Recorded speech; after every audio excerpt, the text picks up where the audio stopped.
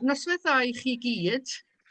Hyfrydwch i'w cael eich cyfarch wrth ddechrau Oedfa Ilston ar ei newydd wedd, a'r thema cyffroes o John Myles i John Derek Rees.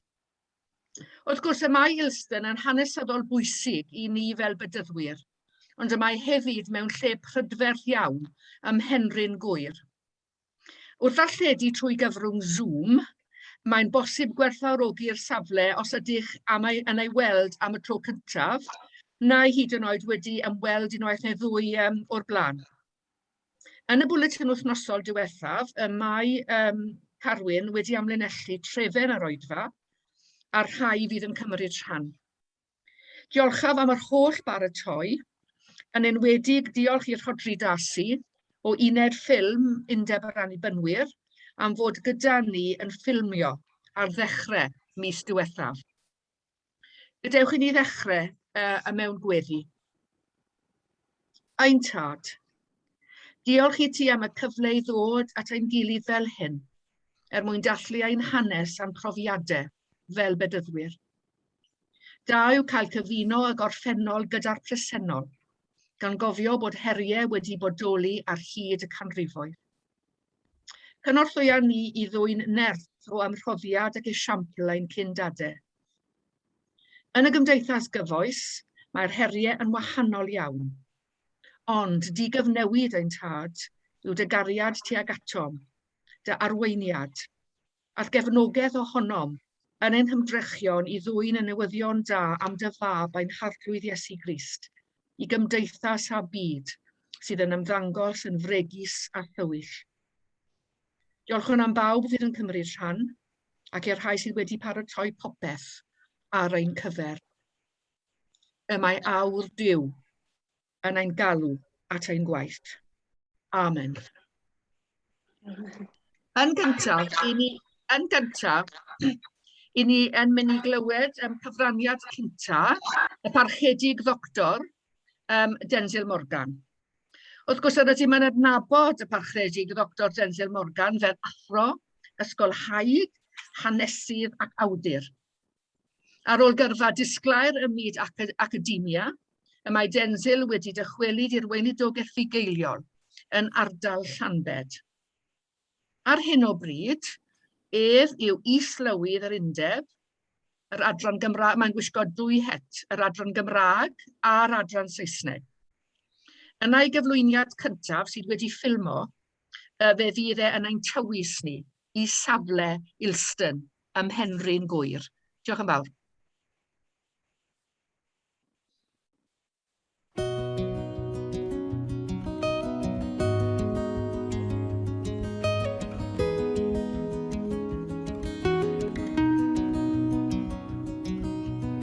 Well, here we are at Ilston on the Gower Peninsula, and we can see the place in its glory today.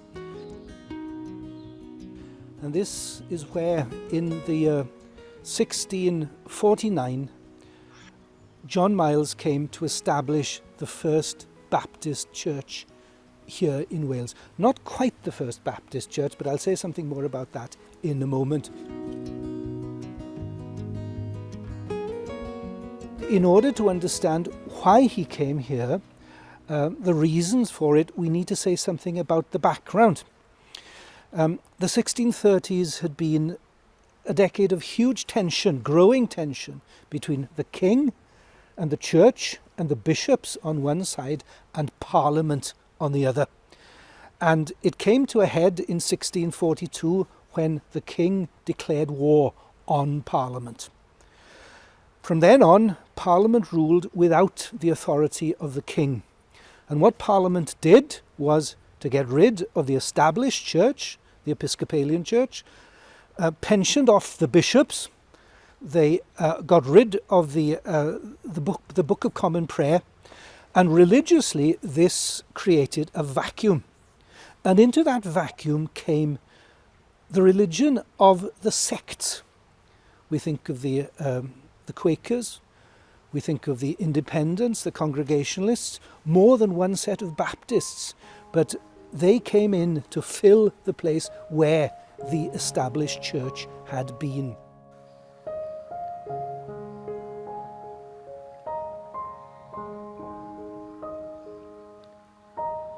It was a time of great liveliness, creativity religiously, where people who had been convicted and convinced by a new form of Christianity, a freer form of Christianity, they put down roots in so many different places.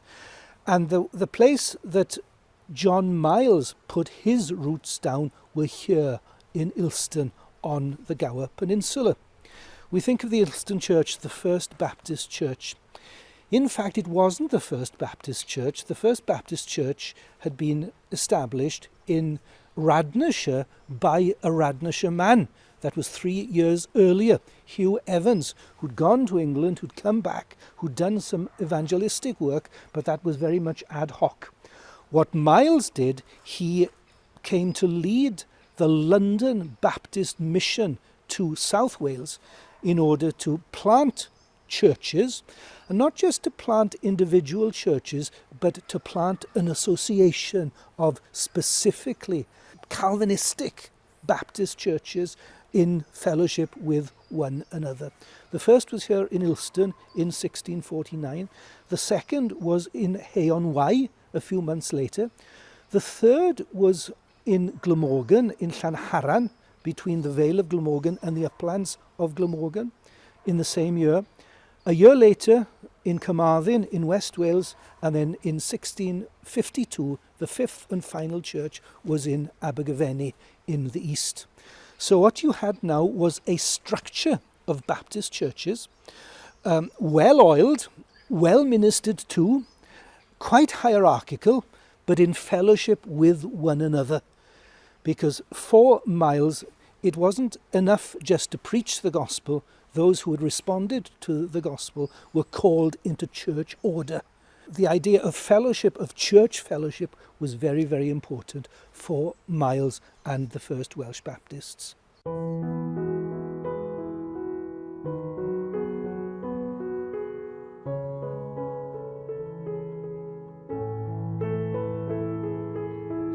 Well, who was John Myles? He was born in 1621, and he was born in Newton Clifford in Herefordshire. But in that part of Herefordshire where the Welsh language was spoken, a few miles beyond Hay-on-Wye. We don't know much about his background, the detail of his background, but it would be very surprising were he not have been able to speak Welsh, because that was the context in which he was brought up. He emerges as a 16-year-old lad matriculating in Brasenose College in Oxford, which means that he came from a fairly substantial family background. After that, he disappears in order to re-emerge here in Ilston in 1649, having been sent by the London Particular Baptists to lead this mission to plant churches here in South Wales, the 5 churches of that first association. But as well as being a Baptist and a leading Baptist, he also belonged to the leaders of Welsh Puritanism, people like Vavasor Powell and Morgan Llwyd and Walter Craddock. He was one of the leaders, the signatories, the officers of the Act for the Better Propagation of the Gospel in Wales, which was enacted in 1650 until 1653, when the Parliament,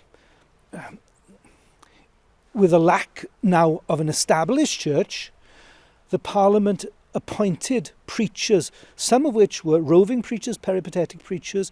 Others were settled preachers in order to minister among the people. So after the Act came to an end in 1653, ironically, it seems to us, but Myles was appointed parish lecturer in Llanelli in 1656, and a year later he became the parish minister, the vicar of what was initially the Anglican parish here in Ilston. So on the one hand, he was a Baptist minister. On the other hand, he was the established clergyman here in Ilston. And that's how things would have gone on, I suspect, until Oliver Cromwell, who was the Lord Protector, he passed away. His son Richard took over from him. Richard had no aptitude for politics at all. And then what happened in 1660, the monarchy was restored. People called Charles II back to the throne. The Anglican Church was re-established. The Book of Common Prayer was made compulsory after 1662, and those who could not conform to this new establishment, they either had to function outside of the law or they had to leave. And what happened was, in 1660, the congregation of Ilston relocated to Swansea, and after 1662, 1663, Myles and some of his church members went to Massachusetts, and to re-establish themselves, they left Swansea, Glamorganshire, in order to go to a place that they called Swansea in Massachusetts. And from then on, 1663, until his death in 1683, Myles was in New England. But his most important work was done not in America, not in London, and not in Brasenose College in Oxford. It was done here in South Wales between 1649 and 1652, where he established this network of churches which, despite everything, they perpetuated themselves into the 18th century and the 19th century and the 20th century as well. And that is why we look back to John Myles as being the one who established the Welsh Baptist tradition.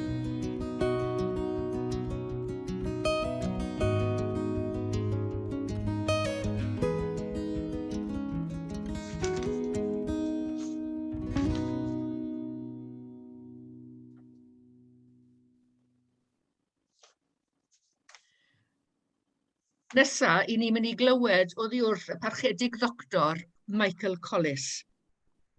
Cyn derbyn hyfforddiant yng Ngholeg Spurgeon, gwyddoniaeth oedd gyrfa y Dr Collis fel cymegydd ymchwil. Bu'n gwenedigaethu mewn sawl ardal, Hertford, Stafford ac yn Sarn ger y Dre Newydd. Bu'n lywydd adran Saesneg yr Undeb 2005 i 2006. Mae wedi ysgrifennu sawl cyfrol hanesyddol ar y bedyddwyr Saesneg a Chymraeg yn y gororau, ac fe gyfrannodd pennod ar Eglwysi'r Undeb Saesneg a'i Llaeth i'r gyfrol ar hanes yr Undeb gyhoeddwyd yn 2017 pan fuom yn dathlu ein canmlwyddiant a hanner. Y mae cyflwyniad Dr Collis yn ein hatgoffa o'r pwysigrwydd yn cofio ac yn dathlu ein gwreiddiau. Croeso i chi, Dr Collis.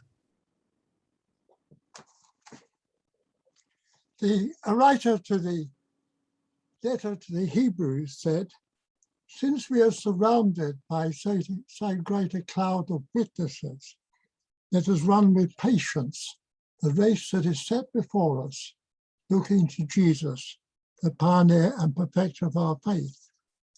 The cloud of witnesses which surrounds us is much greater in number, of course, than those which surrounded the first century Christians. They come from every branch of the Christian church and from every Christian tradition, including our own.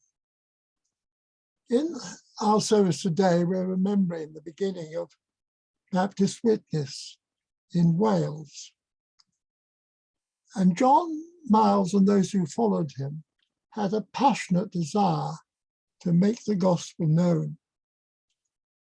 Think for a moment of those who in the late 18th century decided to take the gospel from South Wales to North Wales. They made the journey on foot. They faced personal danger and in some cases personal injury. The beginning of the 19th century, the gospel had as understood by Baptists, had come to mid Wales.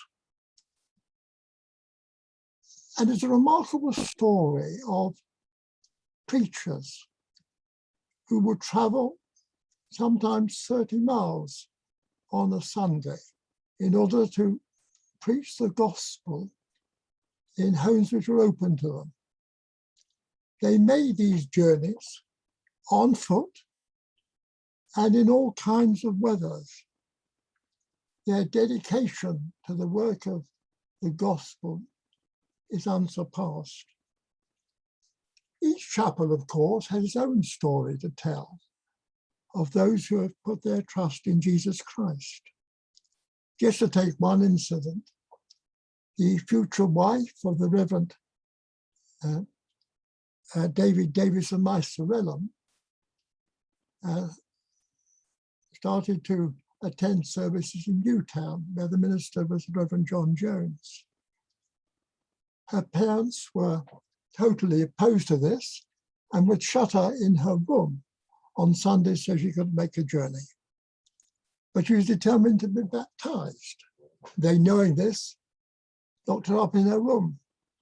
But she opened the window. She passed her windows outside, the clothes outside, climbed out, went over to one of the farm buildings, dressed herself, and went to Newtown for baptism.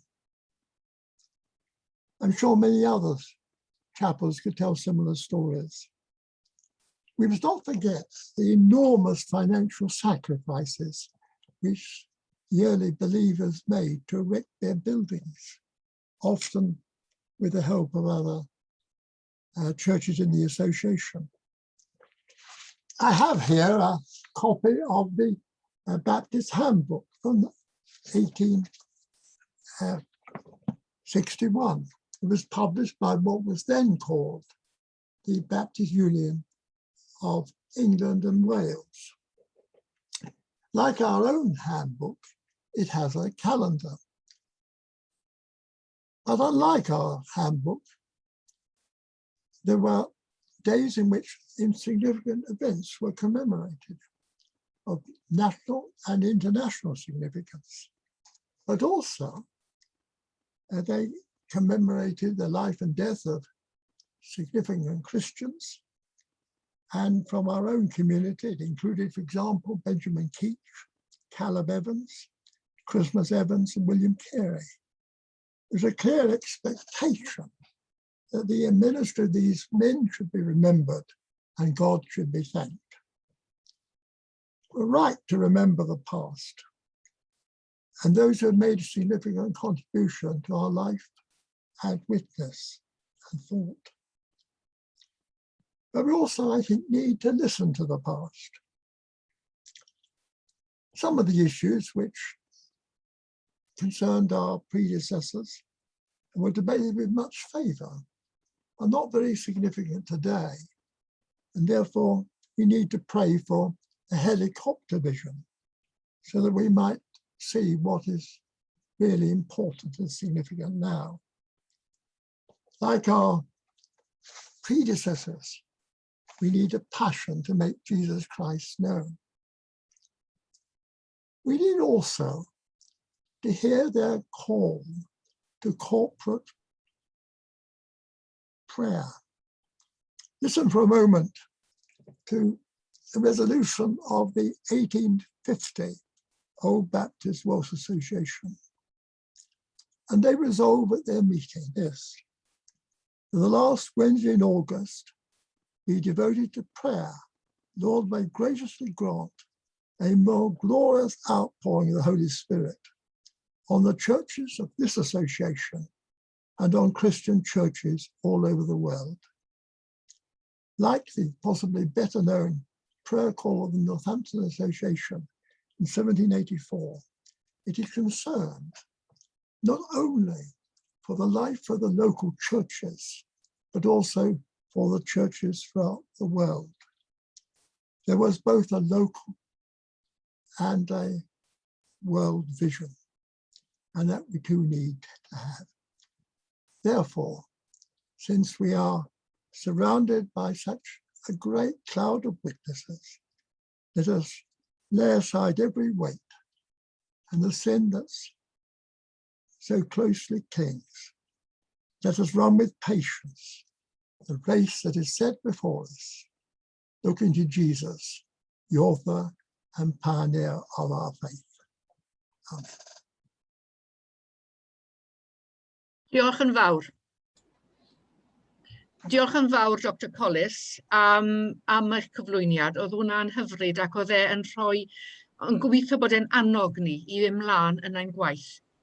Nawr, i barhau yn yr oedfa, dwi'n credu bod ni'n mynd nôl nawr, i ni'n mynd nôl at Densil. Mae Densil yn ddiw tro hyn yn ei lyfrgell yn Llanbed, ac mae yn mynd i barhau gyda hanes John Myles. Diolch, Densil. Diolch i chi, Olif. Mae'n hyfryd eich gweld chi gyfeillion yma heno te. Meddyliwch os ydw i'n mynd i ailadrodd fymryn yn somewhat in this section. But I'll ask a question to begin with. So who was John Myles? Well, as we have heard, he was born in Newton Clifford, Herefordshire, a few miles over the border from Hay-on-Wye in the year 1621. We know nothing of his background or upbringing, only that he enrolled at Oxford in the Brasenose College in 1636 at the age of only 15 or 16. This therefore suggests that he came from a relatively comfortable family that had the means of sending him to university, and that he also had the ability to take advantage of a higher education course. He then disappears from sight until 1649, as we've heard, when he reappears aged 28 or around that age, leading on behalf of the London Calvinist Baptist, the Baptist Mission in Wales. I won't repeat all that I said on film in terms of the troublesome political and religious situation of the time, the Civil War, dissolution of the state church, dismissal of the bishops, excommunication of the Book of Common Prayer, all of which gave an opportunity for more radical sects, the Quakers, the Congregationalists and Baptists, to come in and fill the void. And only to note that the London Baptists, and Myles was now one of them, and had been sent to Ilston to begin the work. So why Ilston? And the answer, we don't know.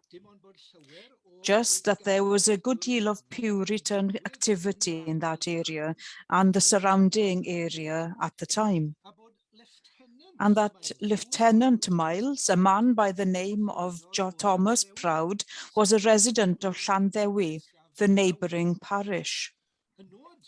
And the goal was to plant a circle of closed communion churches, closely associated and in a tightly knit knot with one another, that would bring or bear witness to the truth of the Baptist faith.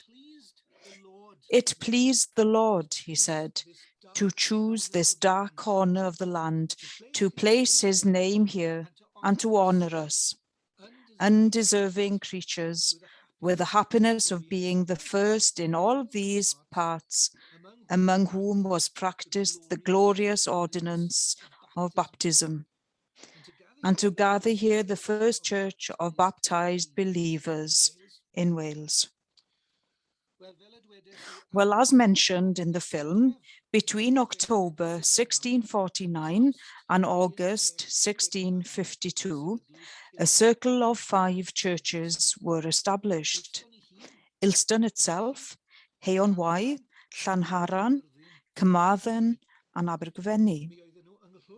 They were linked to one another in an association. Each had their own system of officers, a pastor or minister in each, the ruling elders, the teaching elders, deacons, and widows. Women who had specific pastoral responsibilities. Between all of them, there were around 250 members in those 5 churches, and half of them being women. And the widows that has been mentioned, and we don't know whether they were all unmarried or not, but women had a specific ministry to undertake. This, of course, was very innovative at the time. And note the emphasis that Myles placed on church order. Our Lord, he says, who is the head of the church, after he had himself purged our sins, ascended on high, gave gifts to his church, that each joint in the body may have its particular gift, and that thereby unity, peace, and order be preserved for the good of the whole. Church order was not something seen as being secondary for Myles, but part of the essence of Christian mission.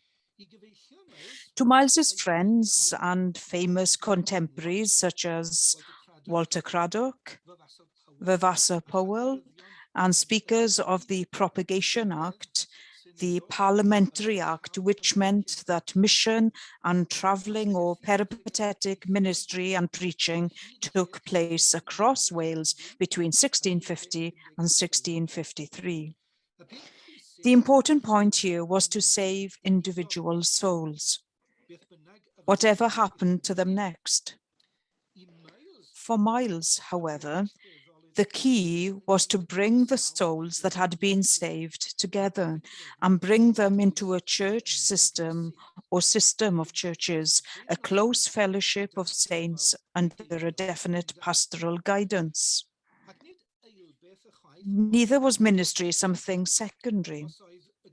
If the church fellowship was a koinonia and it was linked to the gospel, then ordained ministry was essential to the true success of the church.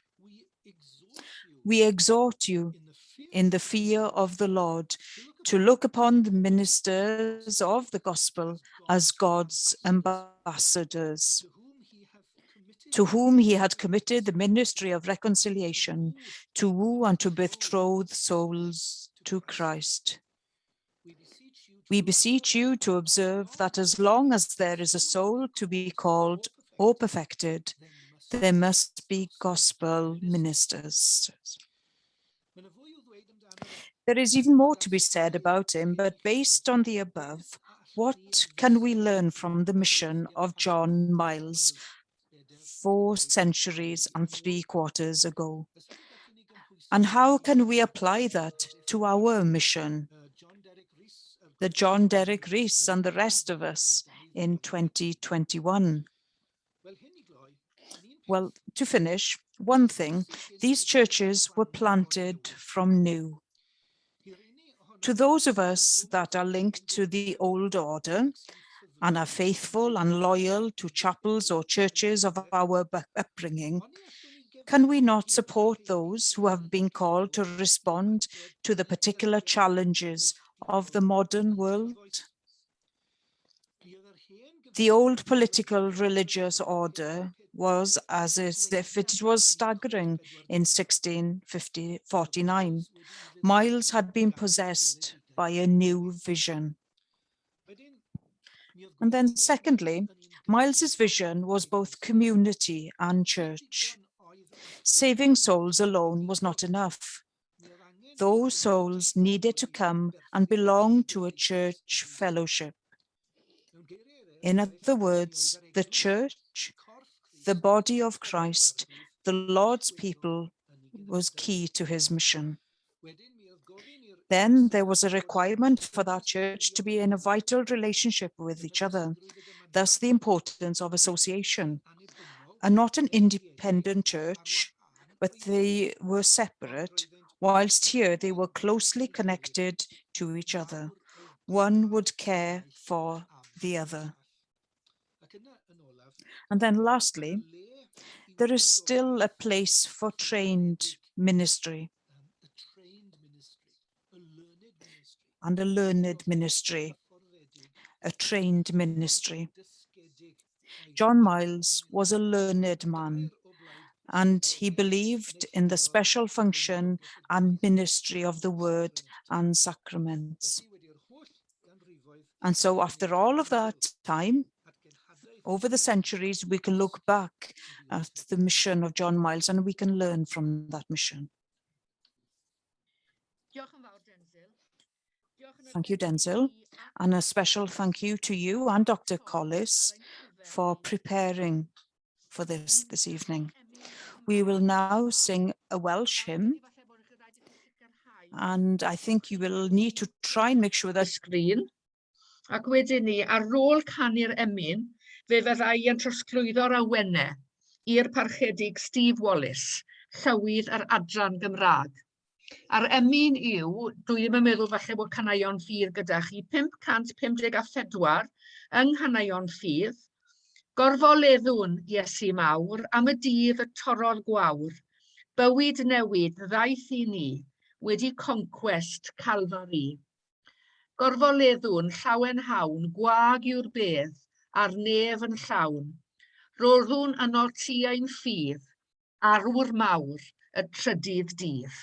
Ac yna blaen. Diolch yn fawr.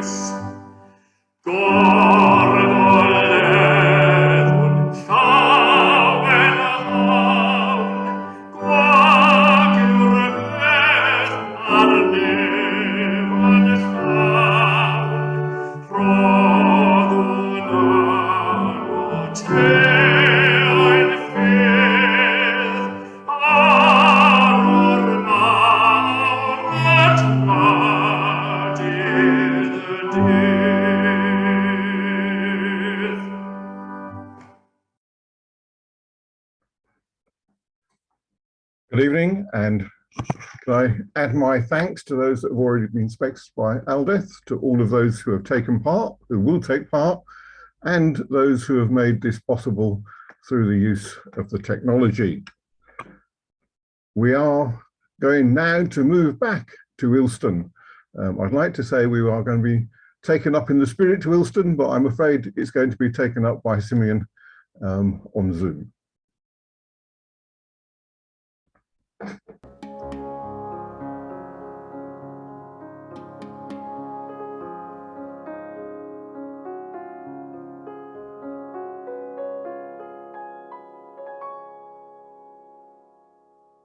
Salm 84.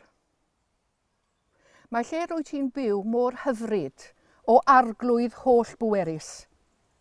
Dwi'n hiraethu Ydw dwi'n ysu am gael mynd I deml yr arglwydd. Mae'r cyfan ohono'n gweiddi'n llawen ar y diw byw. Mae hyd yn oed aderyn y tro wedi gwneud ei gartref yno. Mae'r wennol wedi gwneud ei nith iddi hun I fagu ei chywion wrth ymyl dy allor di. O arglwydd holl bwerus, fy mrenin am diw. Y fath fendith sydd i'r rhai sy'n aros yn dy di di, y rhai sy'n dy addoli di drwy'r adeg. Y fath fendith sydd i'r rhai rwy ti'n ein cadw nhw'n saff, wrth iddyn nhw deithio yn frwd ar berer undod I dy deml. Wrth iddyn nhw basio trwy dyffryn baca, bydd di wedi ei droi yn llawn ffynhonnau. Bydd y glaw cynnar wedi tywyllt ei fendithion arno. Byddan nhw'n symud ymlaen o nerth I nerth, a byddan nhw I gyd yn ymddangos o flaen diw yn Seion. O arglwydd ddiw holl bwerus, gwrando ar fy ngweddi, cliw fi o ddiw Jacob. Edrych ar y brenin, ein tariannu o ddiw. Edrych yn ffafriol ar yr un wnes ti ei eneinio. Mae un diwyrnod yn dy deml yn well na miloedd yn rhywle arall. Bydde'n well gen I aros ar drothwy ti fynyw na mynd I loetran yng nghartrefi pobl ddrwg. Mae'r arglwydd ddiw yn hael ac yn darian i'n amddiffyn ni. Mae'r arglwydd yn garedig ac yn rhannu ei ysblander gyda ni. Mae'n rhoi popeth da i'r rhai sy'n byw yn onest. O arglwydd holl bwerus, y fath fendith sydd i'r rhywun sy'n dy drystio di.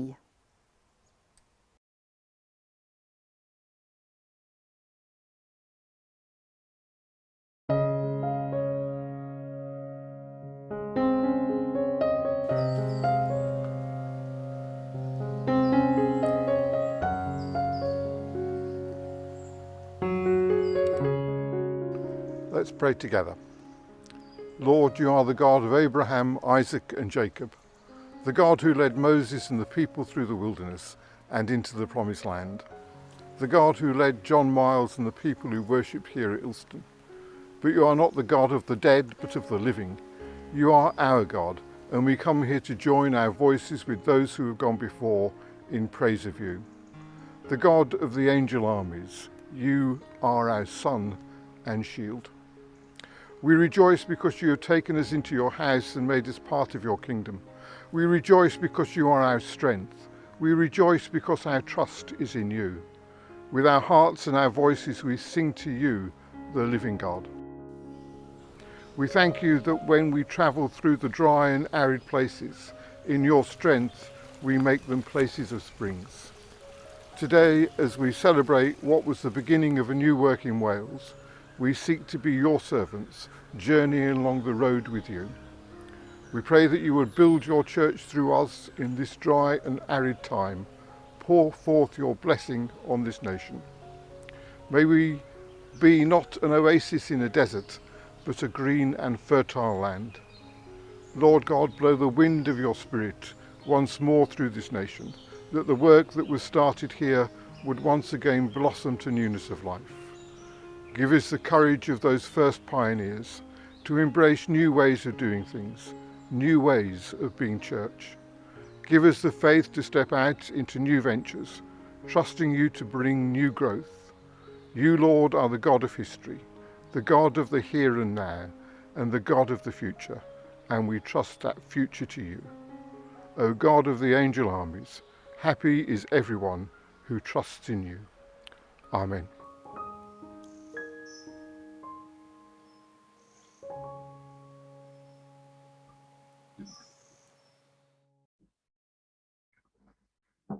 We have spent much of our service so far looking at the past, and rightly so, as this is a service from Ilston, remembering our roots and the beginning of the work here in Wales. But the work doesn't stop at some point, it continues. And we're now going to hear from the Reverend John Derek Rees about planting a church today. Diolch yn fawr. Mae yna dywediad enwog yn does sy'n dweud, heb wybod ein hanes, dyn ni ddim yn gallu gwybod pwy ydyn ni. Tra bod ein heglwysi ar draws Cymru yn aml iawn yn brwydro i gadw'r treftadaeth gweledol sydd o'n cwmpas ni yn ein hadeiladau. Yn aml, ni wedi mynd i anghofio y treftadaeth cynhadol a'r gweithgarwch aeth i fewn i blannu ein heglwysi. Dwi'n credu a dwi'n poeni weithio bod ni wedi anghofio rheina nath mynd o'n blaenau ni ac felly mae'n hyfryd cael canolbwyntio ar hynny heno. Dwi'n cofio clywed pan gafodd Peter Thomas y weledigaeth o blannu neu ail blannu capel Gomer yma yn Abertawe. Bod rhywun wedi gwneud y sylw, bydd rhaid i ni fel bydyddwyr trafod os ydyn ni yn credu mewn plannu eglwysi a'i peidio. Ni wedi anghofio bod ein eglwysi ni i gyd wedi ei plannu, pob un ohonyn nhw. Ni hefyd wedi anghofio ein bod ni'n eglwysi sydd wedi bod yn plannu dros y canrifoedd. Ni wedi ein plannu a ni wedi bod yn plannu. Fel enghraifft, does na ddim fawr o gof yn un o'r eglwysi dwi'n gweithio gyda yma yn Abertawe, Seion Waenarlwydd, bod yr eglwys wedi plannu o leia 2 eglwys arall yn ystod ei hanes. Ni wedi anghofio bod ein eglwysi wedi wneud y fath bethau. Am ryw reswm, bod na ddyddiadau wedi ei naddu uwch ben ein drysau, ni wedi mynd i gredu ein bod ni wedi bodoli erioed. Ond y gwirionedd yw, fel ni wedi cael ein hatgoffa ohono heno, ni wedi ein plannu ac ni wedi bod yn rhai oedd yn plannu. Wrth ymchwilio i fewn i eglwysi lleol yma yn ardal local churches here in the area of Swansea, I discovered a man called John Pugh who planted 7 churches whilst he was a minister in Siloam, Cylan, whilst running a company. Yr ochr, lle gallwn ni wedi galw heno o John Myles i John Pugh, felly bydde hwnna wedi bod yn well teitl. Planodd John Pugh ar y cyd gyda gweiniddogion eraill wrth ffindio un neu ddau mewn cymuned oedd yn barod i agor eu tai ac wrth gasglu bydyddwyr oedd yn symud i'r ardal. Ond dyw stori John Pugh o Siloam Cylan ddim yn rhyfeddol. Dyma oedd weinidogion a'i heglwysi yn gwneud yn y 4edd ganrif ar 15. Roedd un eglwys newydd yn agor pob 8 diwrnod yn hanner cyntaf y 4edd ganrif ar 15. Dyw'r cyfnod yma lle planwyd gymaint o'n eglwysi ni ddim yn bell yn y gorffennol, ond mae'n digon bell yn ôl i ni gallu anghofio bod ein capeli wedi ei plannu. Ni wedi ein plannu ac ni wedi bod yn plannu. Fi'n falch iawn i weid ein bod ni fel bydyddwyr yn credu mewn plannu. Ac ar ôl 12 mlynedd yma yn Abertawe, dechreuais i yn 2009, ar ôl 12 mlynedd yma yn Abertawe, dwi'n falch i ddweud, dwi dal i gredu mewn plannu. Dwi dal yn credu bod angen eglwysi newydd arno ni fel bydyddwyr, bydd yn cyrraedd pobl sydd ddim yn cael eu cyrraedd ar hyn o bryd. A pwy yw'r pobl yna? Fe grŵp penodol o fewn cymuned fwy fel ni yma yn Abertawe. Ond y gwirionedd yw, erbyn heddi, mae yna cymunedau ar draws ein gwlad ni sydd heb dystiolaeth o'r Efengyl, heb sôn am eglwys fedyddiedig. Mae'r 12 mlynedd diwethaf wedi bod yn anodd ac yn fendigedig wrth i ni blannu capel Gomer. Y ddau beth, 2 pegwn yn anodd iawn, ond yn fendigedig. Dydyn ni ddim wedi tyfu trwy gweld pobl o gapeli eraill yn dod atom ni. Yn wir, dyw hynny ddim wedi digwydd o gwbl. Yn hytrach ni wedi gweld pobl yn dod i adnabod Crist am y tro gyntaf, ac yna yn dod yn rhan o'n eglwys ni. Fel ni wedi clywed, cynllun John Myles oedd bod pobl yn dod, yn cael ei achub, yn dod i dderbyn maddeuant Iesu Grist ac felly yn dod yn rhan o'r eglwys. A dyna ni wedi gweld yma yn Abertawe. Mae'n gwneud y gwaith o fugeilio a meithrin disgyblion llawer yn anoddach. Bydde fe'n neis cael ready-made Cristnogion yn dod trwy'r drysau, ond mae'n mor braf yn gweld pobl yn dod i nabod Iesu Grist am y tro gyntaf. Mae'n fendigedig i weld pobl yn derbyn maddeuant Iesu Grist ac gweld eu bywydau yn newid am dragwyddoldeb. Mae wedi bod yn fraint cael agor y gair a rhannu'r newyddion da gyda Cymru Cymraeg yn Abertawe a gweld bod neges Crist yr un mor berthnasol ag erioed a bod Duw dal i achub Cymru Cymraeg sydd yn mynd ymlaen i byw ei ffydd allan yn y Gymraeg. Mae Duw ar waith. Luc 14:23. Dos allan i'r ffyrdd arlonydd, perswadia'r bobl sydd yna i ddod. Dwi eisiau i'r tŷ fod yn llawn. Diolch yn fawr. Mae'n hyfryd cael rhannu chydig bach gyda chi.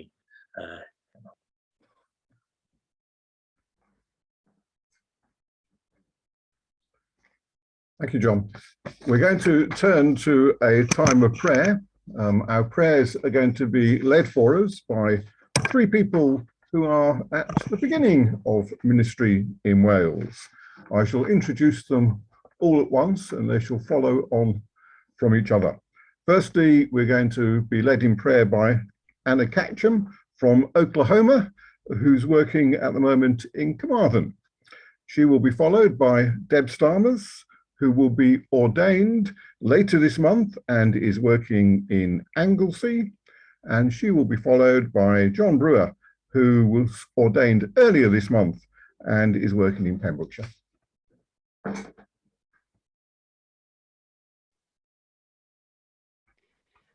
Okay, please pray with me.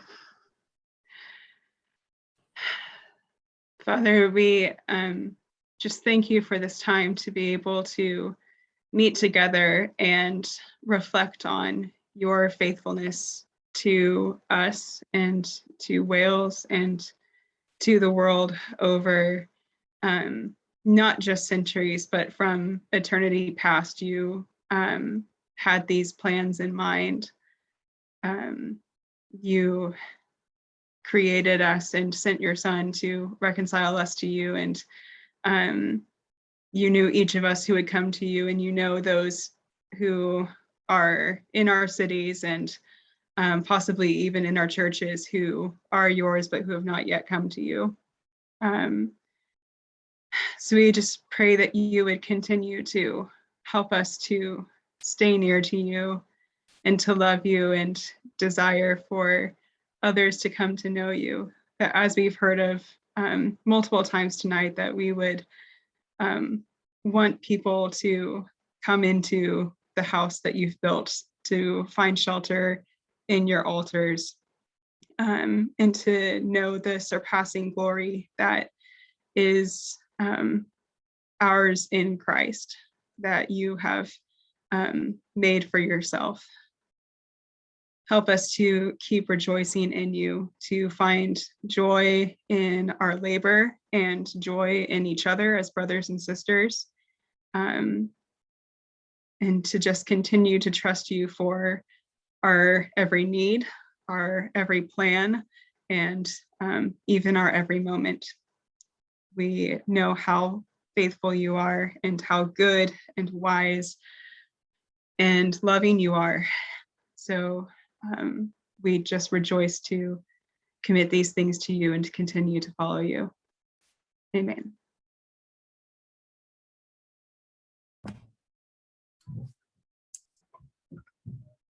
O Dduw, da ni'n diolch i ti am dy ffyddlondeb dros y flynyddoedd i ni yma yng Nghymru.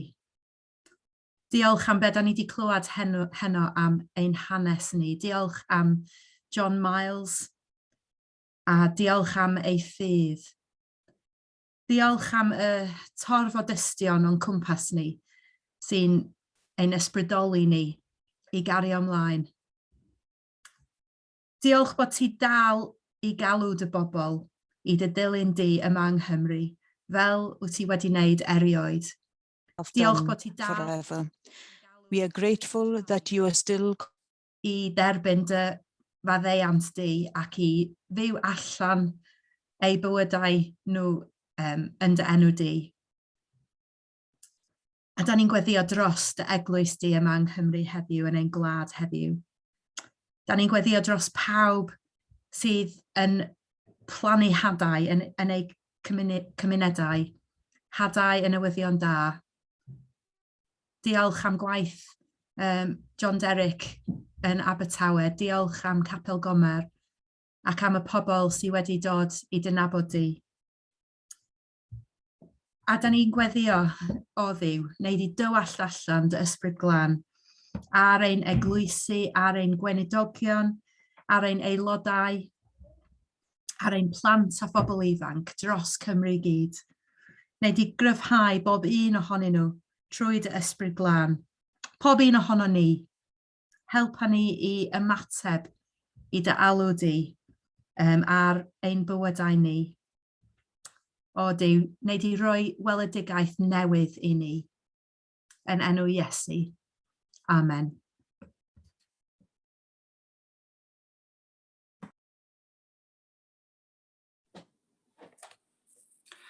And gracious, loving Heavenly Father, we respond to you in what we have heard this evening.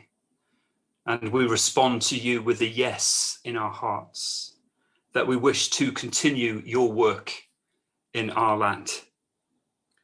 Lord, we thank you for your great faithfulness.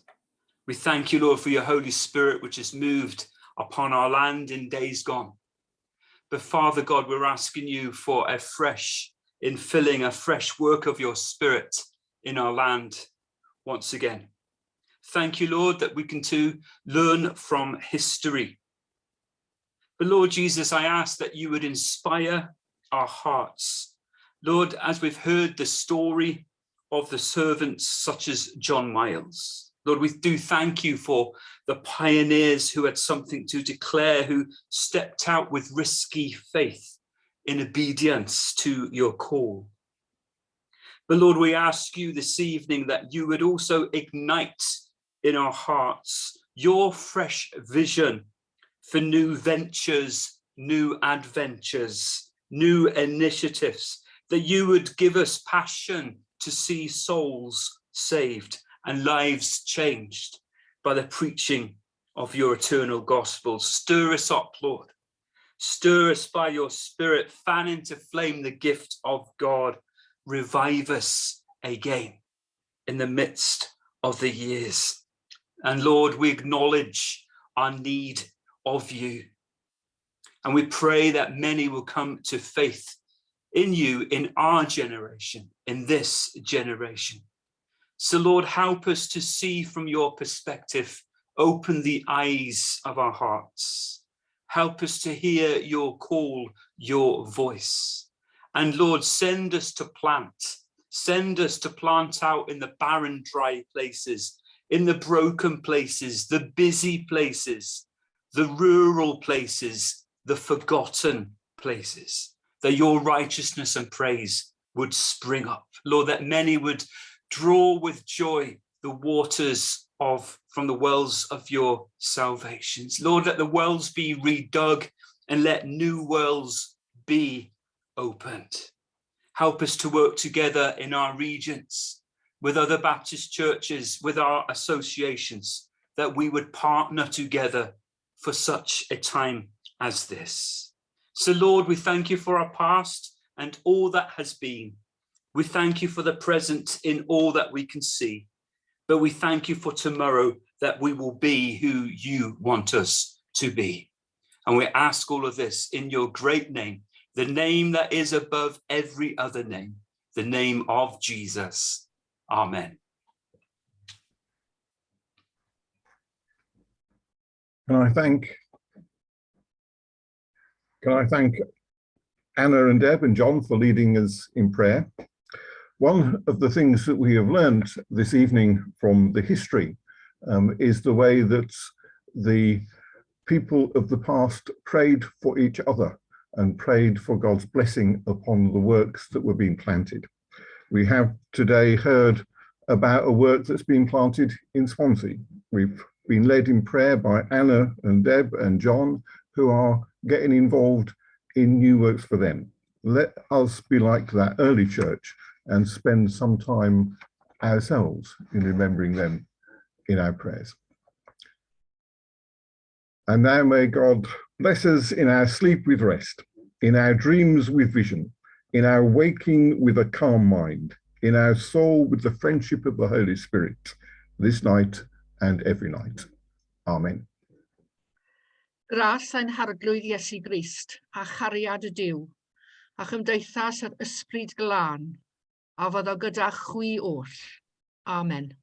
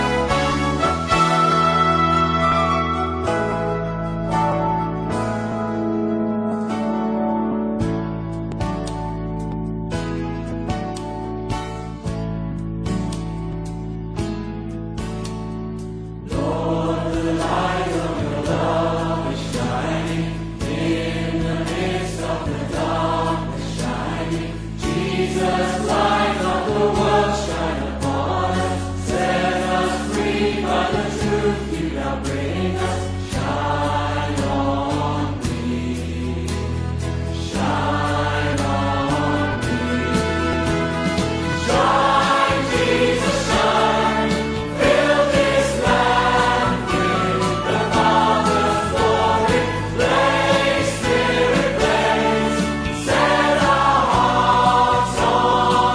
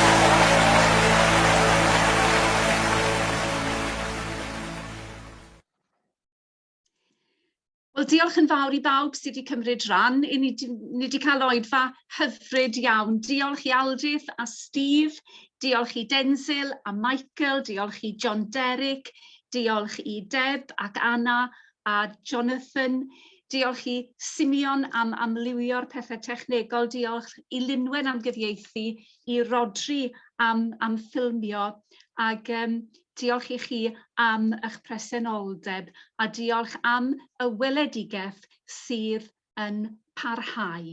Diolch yn fawr, pob bendith a nos da. Diolch. Nos da.